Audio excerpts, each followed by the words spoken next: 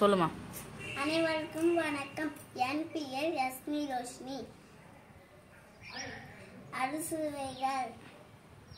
அச்சு வெல்லம் தின்று பார்த்து இனிப்பு சுவை கண்டுபிடி, இனிப்பு சுவை கண்டுபிடி.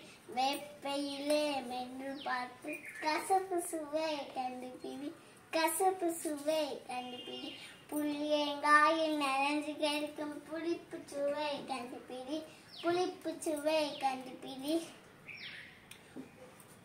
மிளகாய் கழிச்சு பார்த்து கார சுவை கண்டுபிடி, கார சுவை கண்டுபிடி.